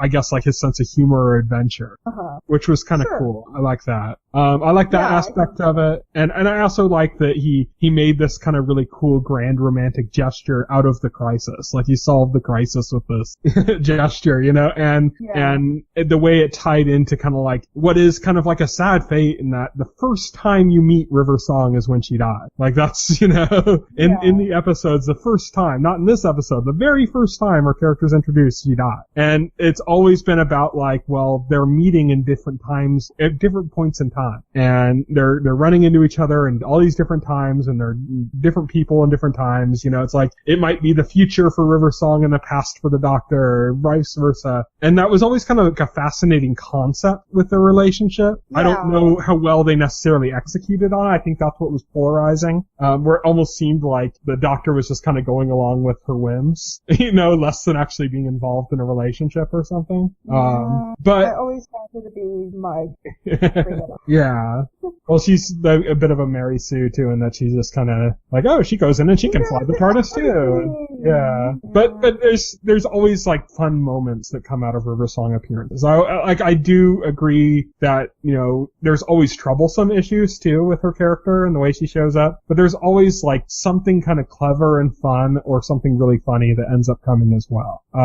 Notably, like I just recently saw a picture that somebody posted where they were showing, was it how the two characters had reversed their own statements to each other at different points? Like when, River Song was gonna die or something and he said like, it was David Tennant's, I think, Doctor said, like, I can save you, and she said like, don't you dare. And then like when that was turned around when it was Matt Smith's Doc, where she was like, I can save you, we can change this or something, and he said, don't you dare. And said that back. And it's cute things like that when you put them into context are really, like, that's the strength of River Song as a character on the show. But there are weaknesses. It's a double-sided sword. Yeah. So it sounds like you fall more on the sharp end cutting your neck. There's a speech she gives in Silence in the Library that makes me kind of like Felicity. It makes me want to punch her in his face. Like, and I've pretty much hated her ever since. To me, I think she represents a lot of the tendencies in Stephen Moffat that I hate the most. I can definitely see that. She is an incredibly polarizing character. You can get very different reactions from different fans if you talk to them about River Song. Some are like, I love River Song, and some are like, oh, fuck River Song, I hate her, you know? And then you get like everything in between, but it's usually get a pretty harsh divide, which is kind of interesting. Yeah. But yeah, I mean, it seems almost like a goodbye to her character. Like, I'm sure it is, but, and you know, to have her show up again after this would almost kind of ruin the kind of cute moment they had at the end and everything. Yeah, because this has come full circle, and so to have her show up again would ruin that. So, like when she said, what was it? All I know is that I spend my last week in this restaurant or something with him, and then he says, she asked like, how long is my last night in the restaurant with him, and he said, how long is the night here? And he said a week. So they had all this time. Oh, it was 23 years. Oh, that was I can't remember. But yeah, it was just like such a kind of cool, like, oh, that's cute, you know?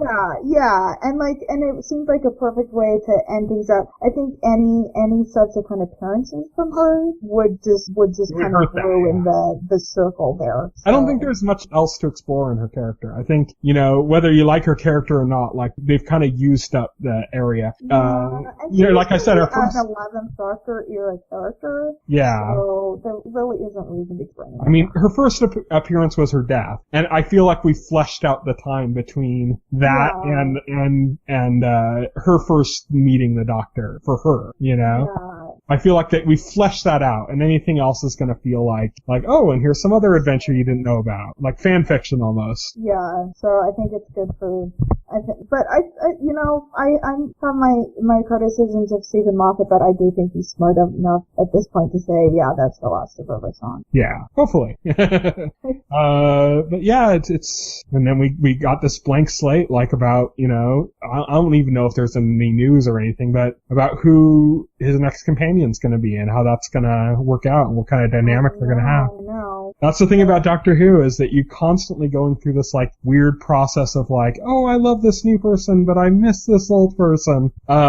Whether it's the Doctor himself or his companion. And so this happened to have been a very good pairing. And when that happens, it's always the most tragic. You're like, no, they broke apart my band. But yeah, I'm still excited to see what comes next, especially because, like I said before when we've talked about Doctor Who with this season, is that I feel this season Peter Capaldi really came into his own as the Doctor. Yeah, I think he did. Yeah. So I mean, he was good from the very beginning, but I mean, he really like nailed it. Like he found his Doctor, you know? Yeah. And I'm excited about that. So I want to see what happens again. Of course, the concern is always, you know, you look at some like Matt Smith's Doctor, for instance. He's another polarizing. Some people hated Matt Smith's Doctor. I thought Matt Smith's Doctor had the best debut of any Doctor. I think, like right off the bat, I don't think there's ever been a Doctor that, at least that I've seen, that just like immediately popped and worked as well as Matt Smith did in his first appearance. But by like I think it was his third season, I was kind of done. I was like, okay, yeah, you know, this is enough. I don't need any more Matt Smith talking about fish sticks or bow ties being cool. I'm kind of done with this, you know? I never got into the Matt Smith era. That was the hardest one for me to watch. I enjoyed 9, I loved 10, and I've really been enjoying 12. I could barely do 11. See, I just think like I don't think there's any other like Doctor debut episode that I've liked as much as Matt Smith. Like his first episode, the way they were doing like the time travel, like with Amy Pond at all these different ages, and the way they did that, I think like I haven't liked any of the like debuts of a Doctor more than that episode. Sure. That's the thing that kind of got me with Matt Smith. It's like right off the bat was killing it, but then he got really old, like, you know, by the time it was over, it was like, okay, I'm done. Let's get rid of Matt Smith. Let's get somebody else, please. Which I was not feeling with, like, Tenet, for example. So, and hopefully I'm not going to feel that way with Capaldi. You know, right now I'm not. I don't want him to go away now. So, we'll have to see what comes. Anything else to talk about with that episode? No. Okay, so let's move on. We have a few shows coming up this week. We'll just go over very briefly. Not many of them are of that much relevance to us and the audience we speak to. This Sunday, January 10th, Shameless on Showtime, which I think I stopped watching. I watched like the first couple seasons of. Bob's Burgers on Fox. And the Golden Globes, which is going to be fun to watch just because Ricky Gervais is back. And clearly the most controversial host that show's ever had. It's going to be not fun to watch because of some of the snubs that the Golden Globes had. No Hannibal, no Parks and Rec. I can't believe Amy Poehler didn't get nominated. Yeah, that's weird. That was like a running thing. Her and Tina Fey particularly, when both of them were doing, when 30 Rock and Parks were both on, that was like the most exciting time on the Emmys whenever they did the best actress in a comedy. Because they always did some kind of gag together. Like they'd get the other actresses involved. It was really fun. And that had so much history with them with the Golden Globes, and no nomination on the final season. In fact, no nomination for NBC at all. That's pretty shocking. Damn. So yeah, we're gonna have to. I want to watch it because of Gervais. I want to see, because he went pretty far on some celebrities last time. It was pretty hilarious to watch. You could see how uncomfortable some of them were getting. So that's gonna be my reason to watch, but I'm probably gonna be watching it like fast forwarding through a lot of it, because I can't stand any more actor speeches about thanking people about how much it means to them to win an award for the job that paid them millions of dollars. Yeah, I know, right? It's just too much. Bob's Burgers, don't really have too terribly much interest. Seen a few reruns here and there. Do either of you actively watch that? No. Yeah, and Shameless, I think we've talked about it before. Neither of you watch that, right? No. Yeah, and I got out of that. That just, sometimes a show is interesting and then it goes on too long, and Shameless to me reeks of that. Tuesday, January 12th. Well, Showtime is really good with that. Showtime's not been doing great as far as Dexter, call Homeland. Yeah, Showtime, I don't know. They do some good things, and then it's like, they really need to sort out their brand identity. But Tuesday, January 12th, iZombie is back. Both of you guys stopped watching towards the end of the first season, I believe. I got messed up with the first season because, like I said, I lost... That was an internet situation with you. Yeah, internet access, and then by the time I got back, half the episodes are gone from Hulu, and I just couldn't keep up with it, and I was like, yeah, but it's on Netflix now, so I might pick it back up. Yeah, I'm excited for it. It's actually been announced now that there's some Veronica Mars alum coming to the show. Kristen Bell's gonna be voicing a character apparently, but not actually in the show. Oh, poo. And, but her dad, okay, I can't think of his name. Is it Inicio, the guy who plays her dad in Veronica Mars? Who is also in Galaxy Quest.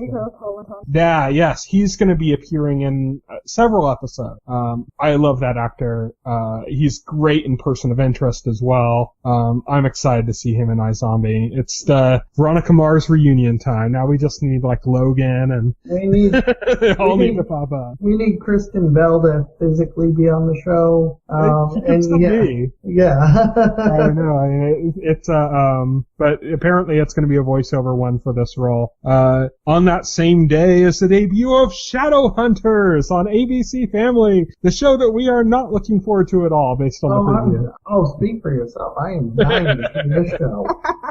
It's classic YF, and that doesn't really appeal to me. No, this is, I believe, the debut of the new name for the network, though, Freeform instead of ABC Family. Oh, Freeform, yeah.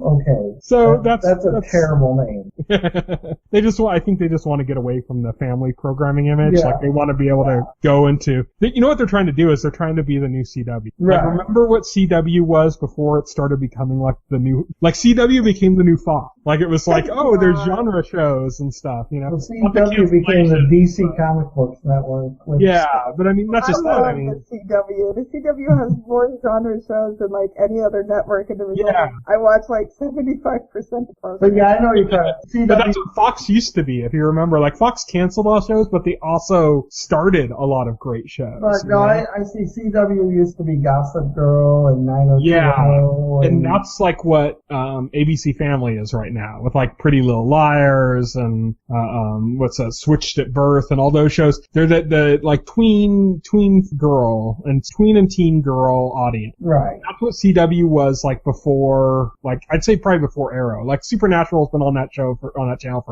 11 years now, but it was like weird. It was like, you know, see that like Supernatural was like the creepy uncle hanging out with all the little girls. I know.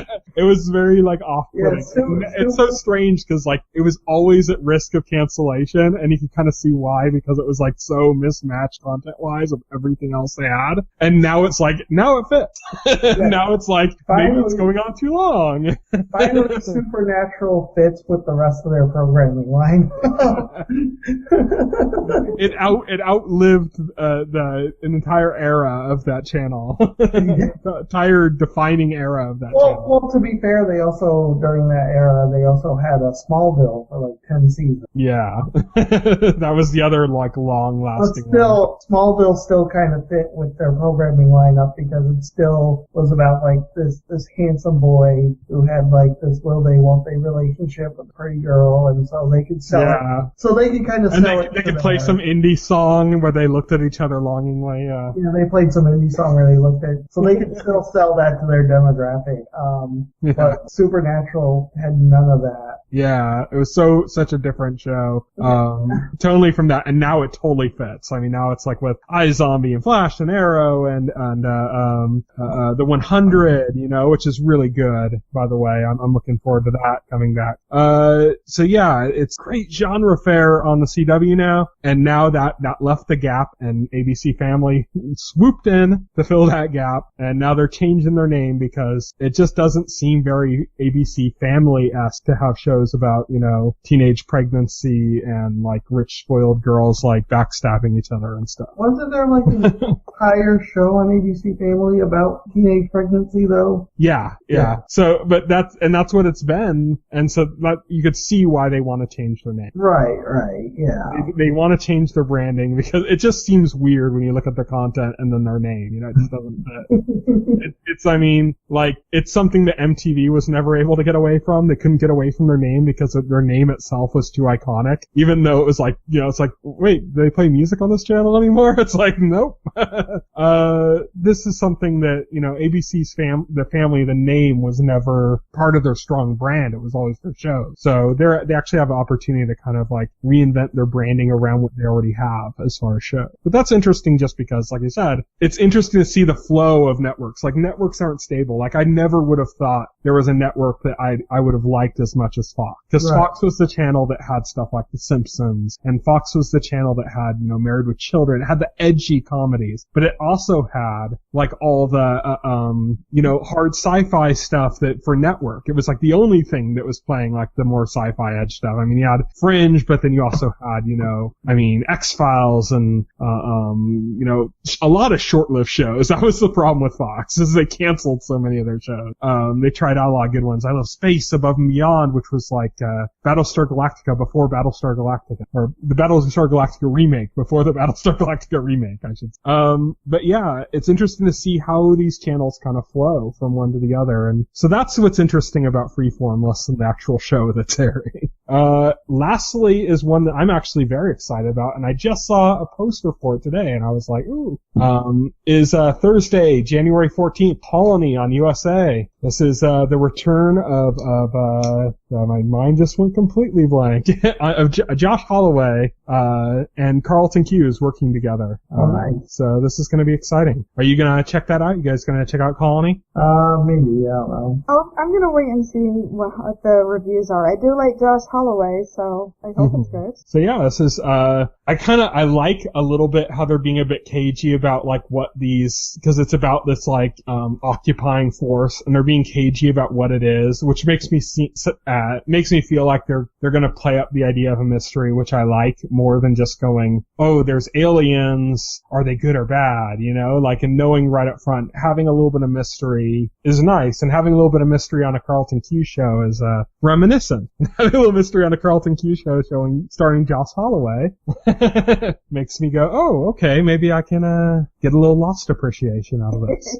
But that's going to be setting my bar too high, so I'm trying to keep it a little bit lower than that. But I'm looking forward to that. That's like the first of the winter season stuff that I'm really getting like psyched for that's coming out. Besides The Expanse, which just kind of came out in a very odd time. But yeah, that's it. That's what's coming up next week. Thank you everybody for listening. This is the Weekly Set Podcast, the official podcast of TVenthusiast.com. You can check out all of our content on our main page, TVenthusiast.com. You can also check out our YouTube channel, Facebook, all that stuff. Links are all on the website. Again, TVenthusiast.com. I should get paid, Minashe should pay me $1 every time I say that. Yes. That would be the podcast for the next few weeks. We'll just be saying it over and over. Thank you for joining me today in this discussion, Will Roerick and Kat Taylor. I was your host for the evening, Tyson Gifford. Join us again next week when we talk about more stuff that we're watching on TV. And pretty soon we're going to be having our Marvel and DC video series coming back as well. So look forward to that. In the meantime, you can check out our picks for the top shows of 2015. We've actually done quite a bit about that. We did some article series about kind of reviewing the individual aspects like networks and cable channels and premium and how they did in 2015 and what we're looking for in 2016 from them. Now we have articles coming out that are our personal picks for our favorite things from shows in 2015. Mine are currently up. Ed's going to have his up next week. Then it's Kat and then Will. So you're going to see all of our picks for what we loved in 2015. Thank you everybody for listening. Night. Night. Bye. If you would like to voice your opinion, send an email to theweeklyset@tventhusiast.com. TV Enthusiast is a part of the Enthusiast Media Network. Stay tuned to TV Enthusiast and the Weekly Set podcast for more coverage of all of your